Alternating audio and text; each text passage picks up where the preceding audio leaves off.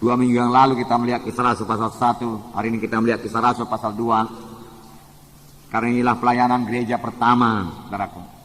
Kisah perbuatan Roh Kudus yang masih berlangsung sampai sekarang ini. Sepanjang kita merindukannya, sepanjang kita lapar dan dahaga akan perkara-perkara rohani, Tuhan akan bekerja. Sepanjang kita lapar akan kesucian, kita menjadi suci. Sepanjang kita lapar akan urapan Tuhan, kita akan diurapi. Sepanjang kita lapar, kuasa Tuhan nyata dalam pelayanan kita, Tuhan akan memberikan kuasa dalam pelayanan kita. Sepanjang kita lapar akan pengertian-pengertian rohani, Tuhan akan memberikan pengertian-pengertian rohani kepada kita. Amin, saudara. Jadi pada hari ini biar kita lapar akan perkara rohani, ya. Lalukan semua kelaparan akan dunia ini, saudaraku, ya. Karena itu semua ditambahkan Tuhan kepada kita. Sesudah kita mendapat perkara-perkara rohani, sudah kita laparkan perkara-perkara rohani, tujukan hati kita, tujukan pikiran kita kepada perkara rohani. Laparkan kuasa Tuhan buat membangun KKS kita, supaya dalam KKS kita terjadi mujizat Tuhan. Amin. Ya, laparkan kuasa yang seperti itu, saudaraku. Ya, laparkan mujizat Tuhan supaya terjadi dalam KKS. Laparkan kesembuhan supaya terjadi dalam KKS. Laparkan kuasa Tuhan sehingga saudara meletakkan tangan pada jiwa-jiwa di KKS, dia penuh dengan Roh Kudus. Amin, saudara. Ya, itu perkara-perkara rohani, ya. Laparkan perkara-perkara rohani. Lapar. Firman Tuhan berkata, berbahagialah orang lapar dan haus akan kebenaran, karena mereka itu akan dikenyangkan. Tanpa kelaparan rohani yang sungguh-sungguh, Tuhan tidak bisa bekerja dalam pelayanan kita. Apalagi kelaparan kita itu lain, bukan kelaparan rohani, kelaparan dunia, saudaraku. Maka hilanglah kelaparan rohani. Bahkan kalau Tuhan mau memberkati, kita tidak mengerti lagi menerimanya, karena pikiran kita tidak di situ lagi. Hari ini mari kita membuka hati kepada Tuhan. Amin, saudaraku. Supaya kita mencari perkara-perkara rohani, laparkan perkara-perkara rohani. Kisah Rasul pasal 2 ayat 1 saya baca, saudara baca berikutnya sampai ayat 13. Ketika tiba hari Pantekosta, semua orang percaya berkumpul di satu tempat.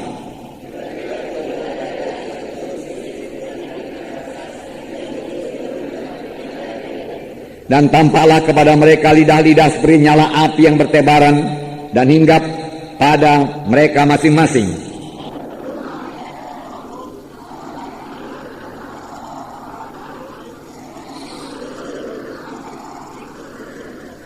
Waktu itu di Yerusalem diam orang-orang Yahudi yang saleh dari segala bangsa di bawah kolong langit.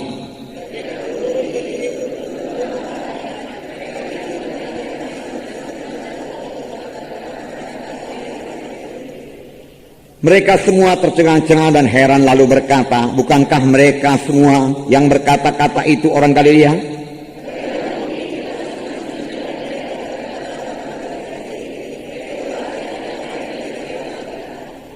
Kita orang Partia, Media, Elam, penduduk Mesopotamia, Judea dan Kapadokia, Pontus dan Asia.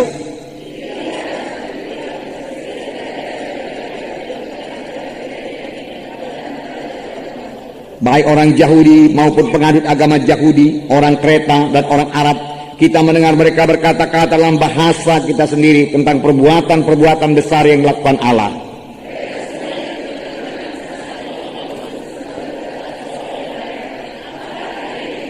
Tetapi orang lain menyindir, mereka sedang mabuk oleh anggur manis. Saudaraku, inilah jawaban Tuhan, di mana Tuhan menjanjikan kuasa kepada mereka. Kamu akan beroleh kuasa apabila Roh Kudus turun ke atas kamu, dan kamu menjadi saksi bagiku Yerusalem, Judea, Samaria, hingga sampai ke ujung bumi.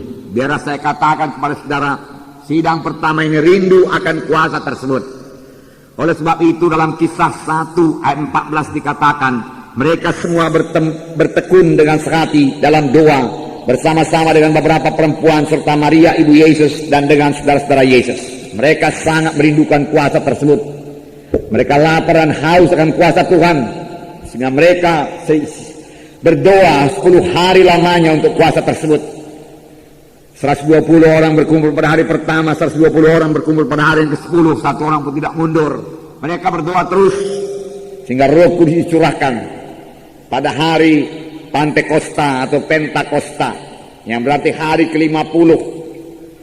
hari Pentakosta adalah salah satu hari raya orang Yahudi. Ada hari raya Paskah, itu hari raya yang terbesar, saudaraku, hari mereka bebas dari Mesir. Seperti yang kita baca dalam buku Keluaran, saudara.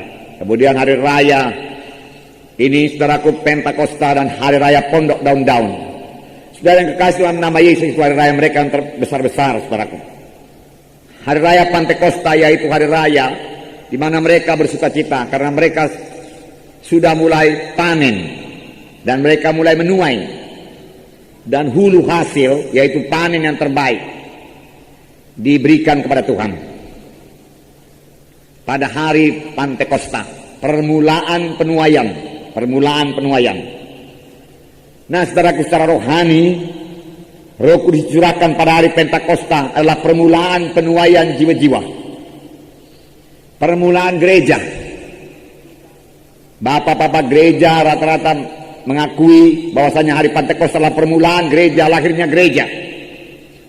Sebab pada waktu itu, saudaraku, 3.000 orang bertobat dan dibaptiskan, dan mereka mulai berkumpul di rumah-rumah untuk beribadah kepada Tuhan. Saudara, sebab, saudaraku, Tuhan sudah berdiam dalam hati anak-anaknya, Roh Kudus berdiam dalam hati anak-anaknya. Pada waktu hari kematian Tuhan Yesus, saudaraku, tabir daripada bait Allah itu, saudaraku, yang memisahkan bilik maha suci dan bilik suci terbelah dari atas ke bawah. Tidak ada lagi memisahkan antara jiwa-jiwa dengan Tuhan. Tuhan mau berdiam dalam hati anak-anaknya. Nah, inilah yang terjadi pada hari Pentakosta, yaitu permulaan gereja.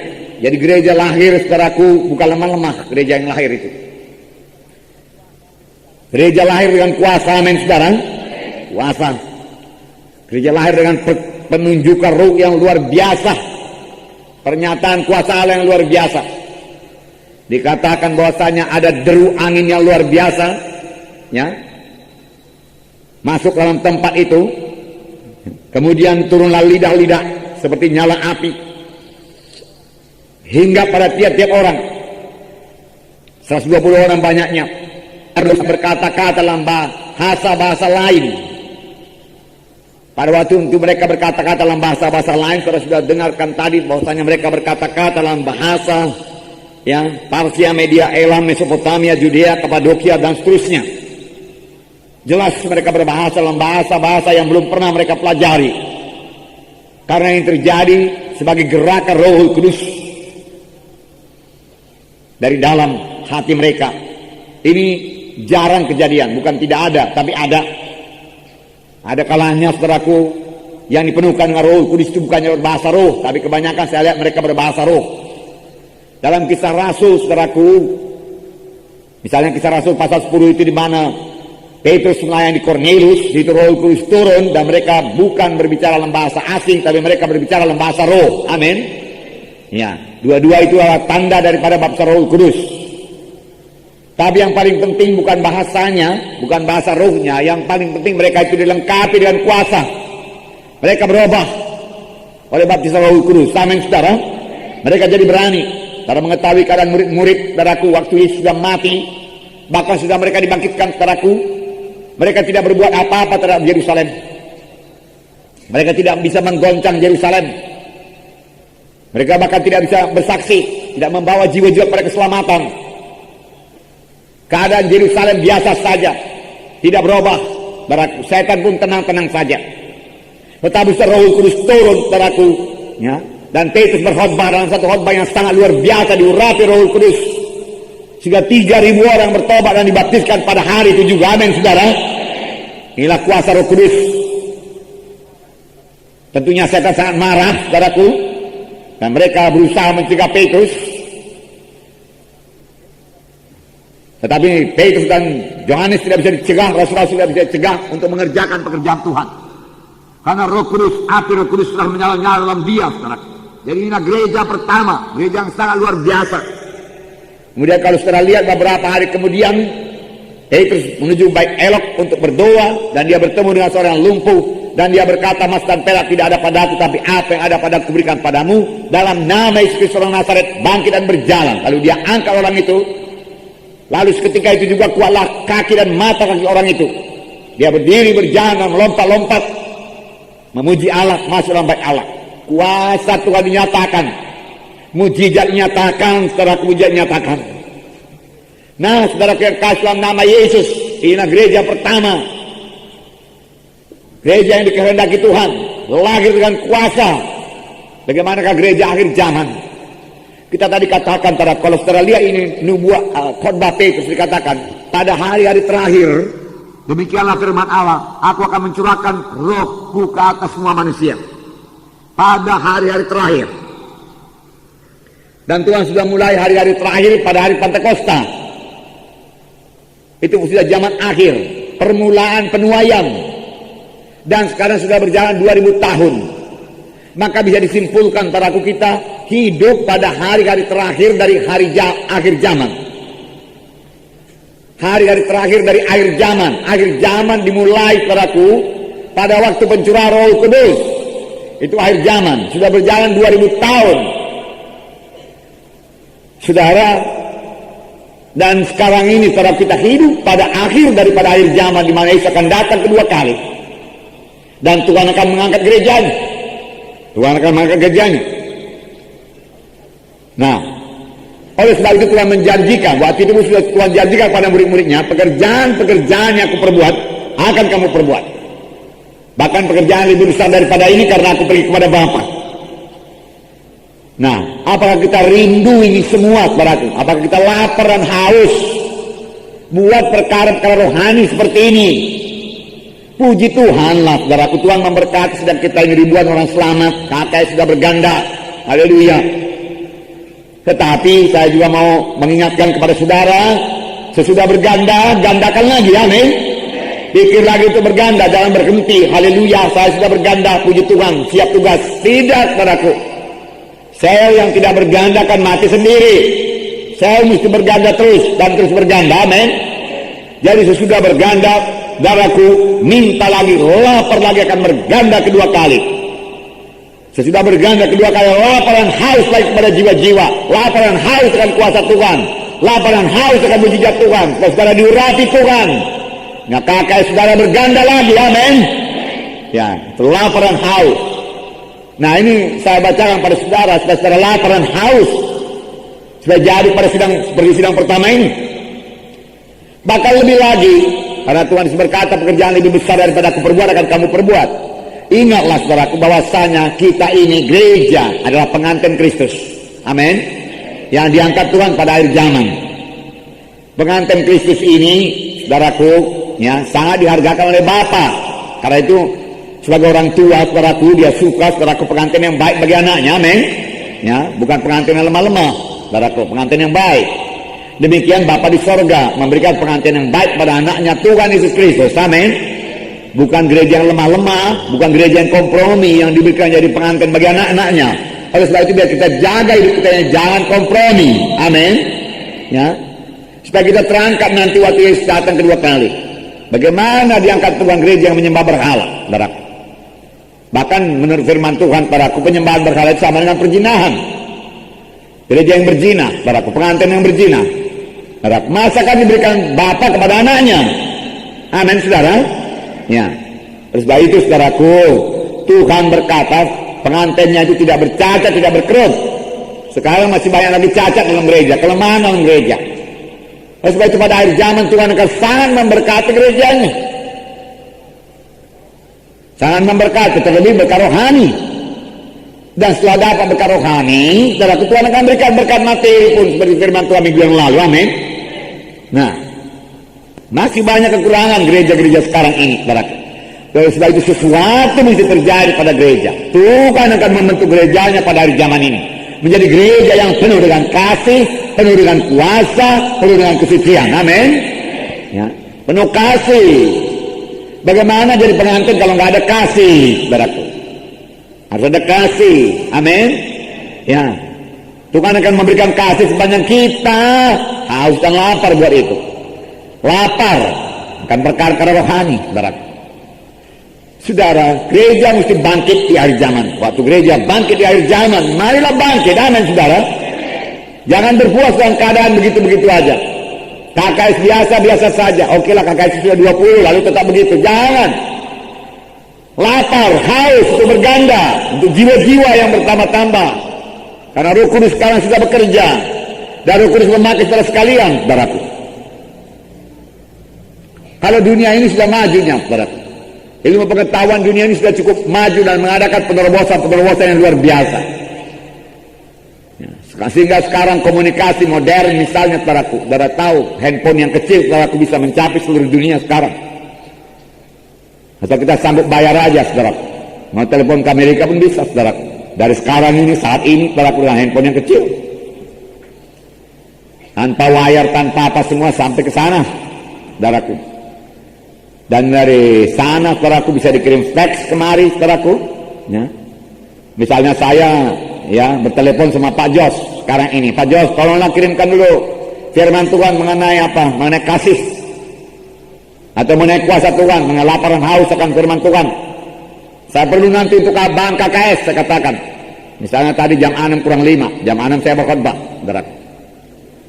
saudara, dia segera lihat di komputernya, saudaraku, karena biasanya mereka itu menyimpan firman Tuhan di komputer, saudaraku. Nah, segera dapat mengenai kasih, dan dia print, saudaraku, dia masukkan di fax, saudaraku, keluar di fax sana, saudaraku, karena tempo, saudaraku, beberapa menit saja. Dan saya boleh bawa kemari dan saya bisa sampaikan pada saudara. Luar biasa kemajuan, penerobosan, saudaraku. Dunia ini, saudaraku, dalam bidang ruang angkasa, saudaraku, ya, luar biasa. Masakan bidang rohani begini-begini aja, saudaraku. Siapa yang mau membayar harganya buat ini, saudaraku? Siapa mau lapar dan haus? Karena Tuhan yang menjawab hati yang lapar dan haus. Sehingga kita minta sungguh-sungguh, baru Tuhan berikan, saudaraku. Saudara, dan dunia sekarang ini sudah bisa menggandakan domba, saudaraku. Asalkan kita nggak bisa menggandakan KKS. Dombanya bisa digandakan, saudaraku. Domba dunia. Masa domba-domba rohani nggak berganda? Domba betulan, saudaraku. Ya. Bukan melalui kelahiran, melalui induk domba, enggak. Melalui ilmu pengetahuan, dia cloning, dia fotokopi. Jadi domba asli hidup makan serupa lagi, saudaraku, serupa lagi sama induknya, saudaraku. Dan beberapa orang-orang yang jahat yang tidak mengenal Tuhan, antikristus, saudaraku, berusaha mengkloning manusia supaya dia nggak mati-mati. Misalnya, saudaraku, ya, saudara kita Joshua inilah, saudaraku, ya, ini ceceknya. Nah, Gordon aja lah, Gordon, gak usah Joshua. Si Gordon ini kuat imannya, ya. Amin, ya. Nah, saudara, ya, nanti umurnya 60 tahun, saudaraku, ya, dia mau orang lagi seperti si Gordon, lalu dia minta di cloning dia, lalu bisa lahir satu lagi macam si Gordon ini, persis, saudaraku. Giginya macam dia, matanya macam dia, cakapnya macam ini dia, saudaraku, persis, saudaraku. Ya. Bisa dibuat manusia, saudaraku. Bukan melalui perkawinan, enggak, saudaraku. Udah jahat, ya, melanggar hukum Tuhan itu. Nah, itu dia ilmu pengetahuan dunia ini berkembang pesat, dia adakan penerobosan. Saudara, kejahatan juga adakan penerobosan, saudara. Ya, senjata-senjata kuman lah, bunuh jutaan orang, saudaraku, ya. Senjata atom, saudaraku, bisa memusnahkan umat manusia ini, saudara. Piling-piling, saudaraku, ya, memenuhi ruang tamu orang-orang Kristen. Film setan, saudaraku, ya. Masuk ke ruang kamar, saudaraku, kamar tamu, saudaraku. Film najis, saudaraku. Film penipuan, pembunuhan, kegejaman, saudaraku, ya, mistik-mistik, saudaraku, Dracula, saudaraku, semua pekerjaan setan, saudaraku. Dukun-dukun, praktek kedukunan bertambah-tambah kejam, macam dukun AS itu, saudaraku, bunuh 42, nggak pernah dikatakan dia menyesal, saudaraku, nggak pernah. Bahkan belakangan saya baca dia mau bunuh sebenarnya 70 orang, Mau cepat-cepat diputusin itu dari hukum gantung, dah. Amin, saudara. Ya.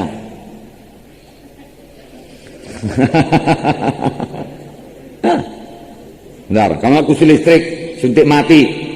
Ya. Udah nggak ada lagi perasaannya itu, saudara. Bangga lagi dia, saudara. Betul-betul dia dikuasai setan dia. Dipenuhkan setan, saudara. Entah berapa setan sama dia. Kalau tiap-tiap yang cekeknya itu ngasih 10 setan padaku, 42 setan, 420 setan, saudara. Sedikit kurang dari legion.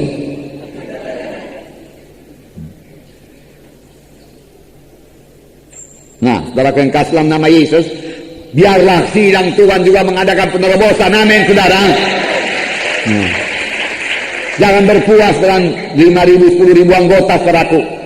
Saudara, haus dan lapar buat kota Medan diselamatkan. Haus dan lapar buat kota-kota dan desa-desa yang lain diselamatkan. Di seluruh Indonesia ini, saudaraku. Injil diberitakan, saudaraku. Haus dan lapar buat itu, saudaraku.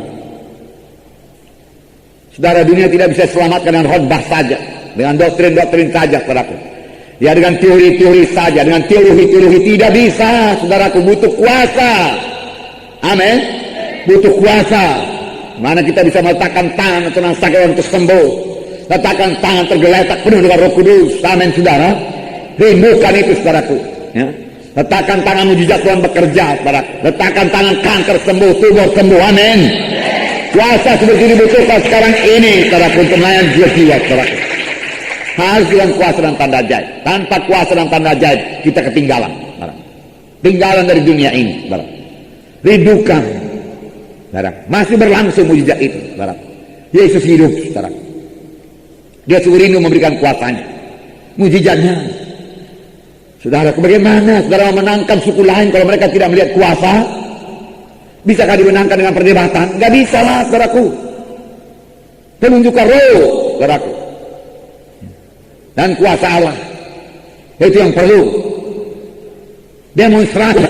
Sebab roh yang sama, yang mengurapi Tuhan Yesus adalah roh yang sama melayani rasul-rasul, memenuhkan rasul-rasul, sehingga rasul-rasul melayani dengan kuasa Tuhan. Itu roh yang sama pada gereja pertama. Biarlah Roh Kudus juga memenuhkan gereja pada akhir zaman ini. Semua kita dipenuhkan dengan Roh Kudus yang sama. Ya. Roh Kudus yang berkata melalui Petrus, emas dan perak tidak ada padaku. Roh Kudus yang mengilhaminya, memberikan rema kepadanya. Roh Kudus bisa memberikan rema yang sama kepada kita sepanjang kita setelah bersekutu dengan Tuhan. Rindulah akan persekutuan yang lebih erat dengan Tuhan. Amin. Rindu.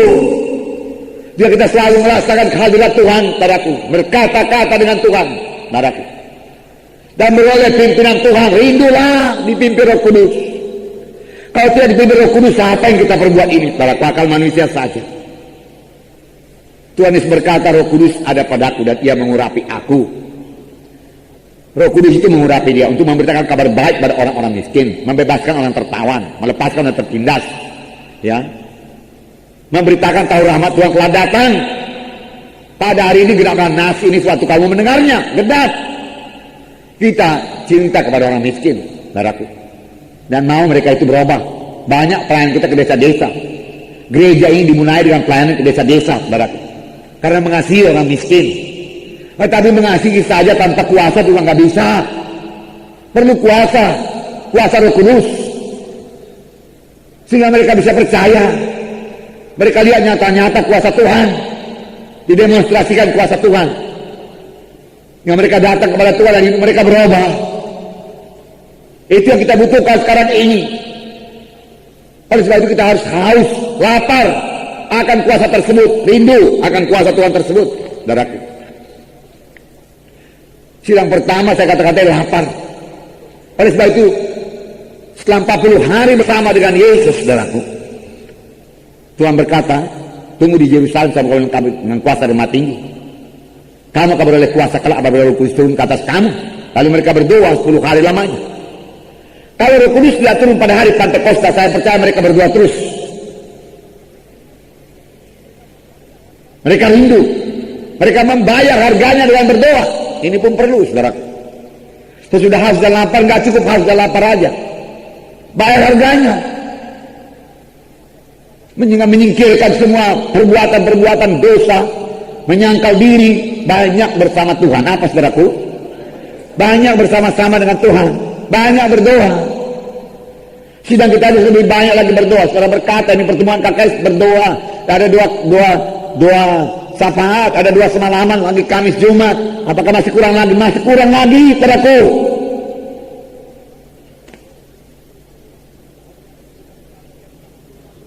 Ada nyanyian kita berkata, jadikan aku rumah doamu agar segala suku bangsa datang menyembahmu. Amin. Ya, supaya kita jadi rumah doa, di mana Tuhan berdoa melalui kita, Roh Kudus berdoa melalui kita, dengan keluh kesah yang tidak terkatakan pada Tuhan. Tapi itu hanya bisa kalau kita rindu perkara rohani. Kalau kita sudah puas, saudaraku, haleluya, terima kasih, berkat-Mu melimpah Tuhan, aku sukacita, puji Tuhan, haleluya Tuhan. Memang luar biasa Tuhan, KKS aja udah banyak Tuhan, 20 orang anggotanya Tuhan, kami sukacita tiap kali kebaktian Tuhan, haleluya. Dan Roh-Mu hadir tiap kali kebaktian Tuhan, kami banyak kali bahasa roh tata-tata terus menerus Tuhan, haleluya Tuhan, puji Tuhan. Ya, penyakit saya pun sudah sembuh Tuhan, usaha saya sedang Kau berkati Tuhan, haleluya. Puji Tuhan, puji Tuhan buat hal tersebut semuanya. Amin saudaraku. Kita bersyukur, memang itu harus jadi, harus jadi. Kalau belum jadi rindulah, amin saudara. Tetapi tidak berhenti sampai di situ, amin. Tidak berhenti sampai bahasa roh saja.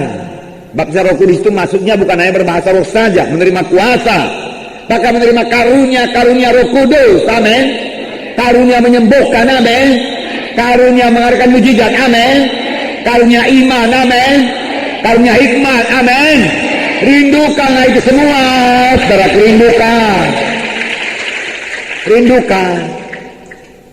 rindukan itu semua. Mintalah itu semua. Haleluya Tuhan, KKS sudah 20 orang Tuhan. Ini waktunya untuk berbelah Tuhan. Mana dia Tuhan, wakilnya ini belum ada Tuhan. Oh Tuhan, kasihankan Tuhan, bangunkan, bangkitkan Tuhan, wakil baru Tuhan. Saudara mulai melihat dengan pimpin Roh Kudus, Tuhan tunjukkan kepadaku siapa wakil, siapa yang kumuridkan segera Tuhan. Sudah terlambat pun aku memberikan ini Tuhan. Oh Tuhan, tolong Tuhan, tolong. Lengkapi aku Tuhan, supaya aku berhikmat untuk memuridkan Tuhan. Amin. Ya. Tuhan, KKS Tuhan 3 orang Tuhan, 4 orang semaku Tuhan, semana ada ini Tuhan. Oh Tuhan, tolong Tuhan, supaya roh penginjilan mengalir Tuhan, mengalir Tuhan. Kalau tidak mati nih KKS ini Tuhan. Sebab pemilik rumah sama dia sendiri, saudara. Ya. Pemilik rumah, suaminya, istrinya, anaknya 1, dia 1, saudara. 4 orang, saudara. Ya. Tolong Tuhan, Tuhan, Roh-Mu Tuhan, lengkapi kami semua, penuhkan kami dengan Roh Kudus Tuhan, semua kami penuh dengan Roh Kudus Tuhan, sehingga kami semua menjadi saksi yang berani Tuhan, yang berkuasa Tuhan, haleluya Tuhan, tolong Tuhan, amin. Nah itu dia saudaraku, haus dan lapar, Nah, apakah kita lapar kan perkara rohani seperti itu saudaraku? Firman Tuhan berkata, Matius 5, khotbah di bukit. Yang kita pelajari beberapa waktu yang lalu, berbahagia orang yang lapar dan dahaga. Berbahagia orang yang lapar dan dahaga akan kebenaran, karena mereka itu akan dipuaskan, amin. Ya. Daud begitu rindu akan firman Tuhan, tidak heran dia bisa bermazmur, saudara. Kenal jalan Tuhan, saudara. Ya. Intim dengan Tuhan, saudara. Mazmur 42. Saudara sudah tahu ayat ini. Dan dinyanyikan pun sering. Seperti rusa yang merindukan sungai yang berair, demikian jiwaku merindukan Engkau ya Allah. Adakah kita merindukan Tuhan, saudaraku? Amin. Lihatlah Daud, aku rindu kepadamu Tuhan. Adakah saudara rindu kepada Tuhan pada pagi hari? Saudaraku, saya tahu saudara rindu. Pasti saudara rindu. Tetapi kebanyakan waktu saudara selamat. Saya rindu kalimat Tuhan waktu saya baru selamat. Sehingga beberapa kuliah pun, nggak 1-2 kuliah lagi saudaraku, saya tinggalkan itu untuk pulang ke rumah untuk berdoa. Saking rindunya saya menutup pintu kamar saudaraku, menguncinya, lalu saya, haleluya Tuhan, aku cinta padamu Tuhan, aku rindu padamu Tuhan, haleluya Tuhan. Duniawi semua fakultas itu Tuhan, udah capek aku situ Tuhan, berikan kesegaran Tuhan. Memang begitu, saudara. Beberapa kali saya pulang, saudara. Saya rindu, saudara. Itu yang bisa diberikan Tuhan jawaban. Persekutuannya indah. Lalu air mata saya bercucuran, saudaraku. Sering saya saksikan pada saudara tiap saya berdoa nangis. Rindu pada Tuhan. Cinta kepada Tuhan. Saudaraku. Selalu doa saya itu saudaraku lancar aja sama Tuhan. Pas saya mulai berdoa, saudaraku.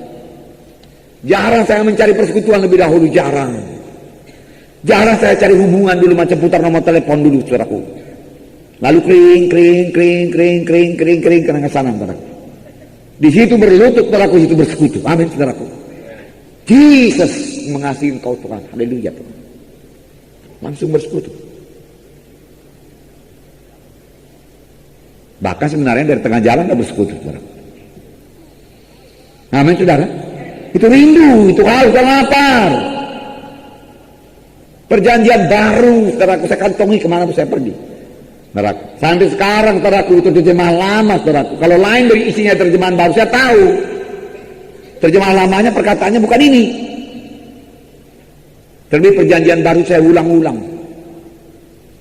Kenapa saya haus dan lapar? Haus dan lapar. Mana ada kesempatan berhenti, sembunyi-sembunyi. Kalau dulu, saudaraku, saudara bawa Alkitab ke sekolah, saudaraku. Wah, saudaraku, habislah, saudara. Ya, karena sangatlah gelapnya waktu di duniawinya, saudara. Sekarang udah banyak orang lahir baru. Saya suka cita melihat sekolah Immanuel, saudara, ke sekolah pun mereka itu bawa Alkitab, saudara. Dulu nggak ada, saudaraku. Kami SMA nggak tahu bawa Alkitab, saudara. Nggak tahu baca Alkitab, saudaraku. Ya, nggak tahu. Sebenarnya hari zaman harus lebih suci lagi daripada itu, saudaraku. Ya.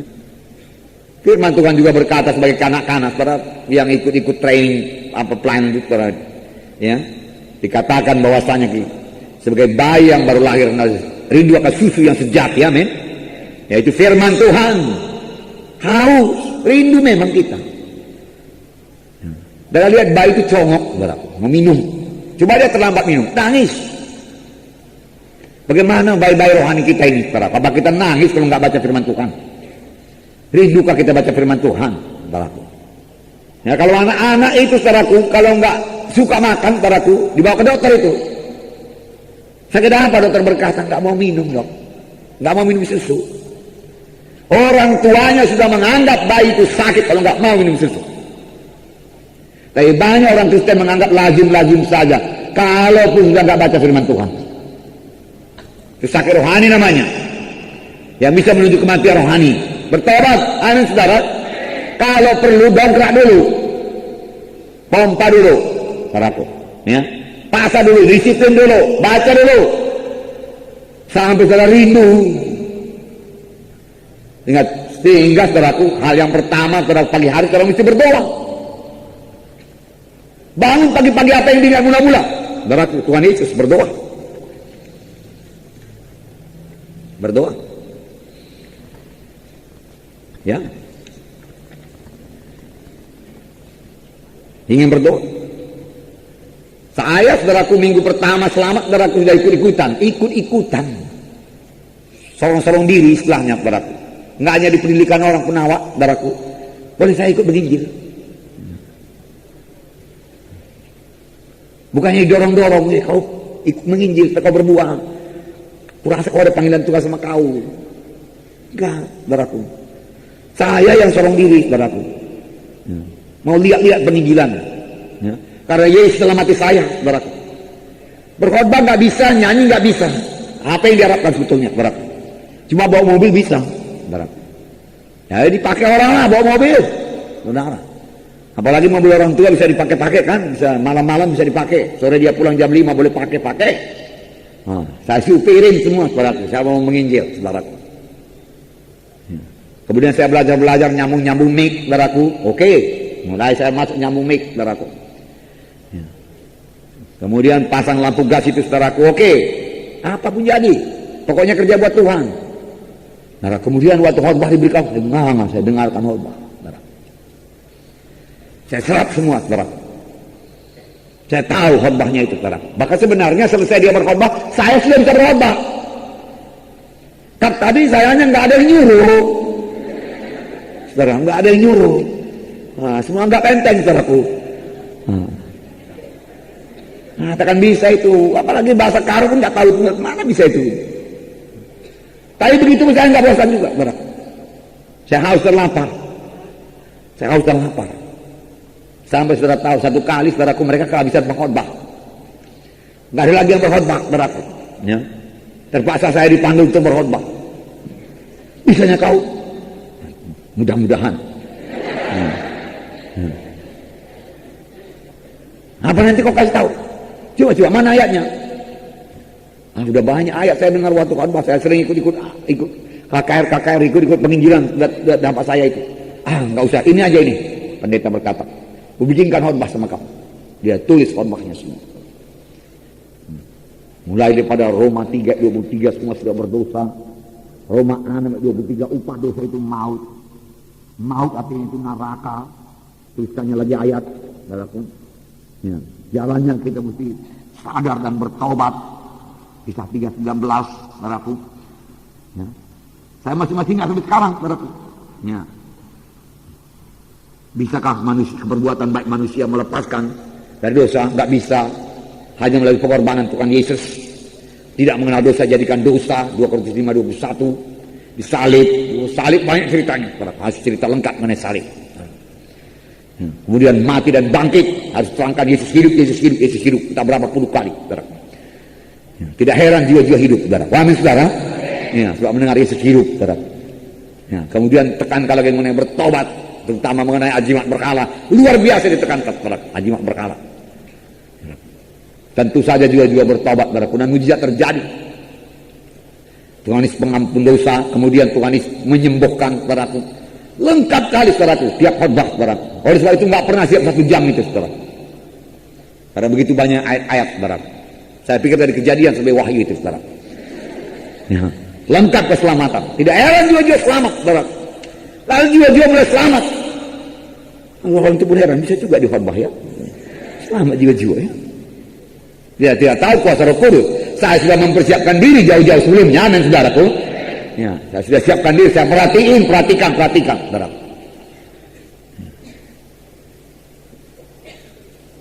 Malah sudah itu, saudaraku, saya malah disuruh ngajar lagi, saudaraku, sekolah Alkitab, saudaraku. Belum pernah sekolah Alkitab, disuruh ngajar sekolah Alkitab, saudaraku. Dikasihlah buku saya, buku apa, Wesley Brill itu, apa itu? Ya, dasar yang teguh. Ya.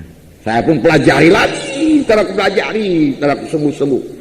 Stabilo semua, saudaraku, ya, ayat-ayatnya, karena saudara tahu dasar yang teguh itu paling banyak ayat. Dan sampai sekarang saya mengakui itu bagus sekali, dan mudah sekali dipelajari. Bisa belajar sendiri dari situ. Itulah yang saya pelajari, yang saya ajarkan juga, saudara. Saya hanya kira-kira, saudaraku, 1-2 pelajaran lah lebih dahulu daripada yang saya ajar, saudara. Nah, saya masih kuliah waktu itu, saudaraku. Tapi udah sering saya tinggalin kuliahnya. Kalau pendeta bertanya, oh, bagaimana, ada pelajaran besok, ada ujian? Beres itu. Mau kemana kita? Nah, langsung demikian. Bisa bawa mulut ke sini, menginjil. Entah ke daerah Langkat, entah ke Tanah Karo, entah ke daerah belakang-belakang Pancing Batu ini, saudaraku, situ, saudaraku. Saya siap saja, saudara. Berangkat, saudara. Sukacita, haus dan lapar. Melihat jiwa-jiwa diselamatkan, amin, saudara. Ya, haus dan lapar.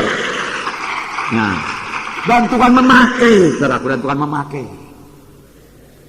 Ya, di buku Robert Liardon itu dikatakan Tuhan tidak mencari bejana-bejana emas, saudaraku, ya, atau bejana-bejana perak. Tuhan mencari bejana-bejana tanah liat yang patuh kepada firman Tuhan, amin. Yang patuh kepada Tuhan, yang menyerahkan seluruh hidupnya kepada Tuhan. Tuhan tidak cari ahli pidato, orator, tidak, saudaraku. Tidak. Tuhan cari orang yang patuh, karena Tuhan bisa melengkapi, bisa mengurapi, amin. Tapi dimulai daripada lapar dan haus, amin, saudaraku. Lapar dan haus akan kebenaran, saudara.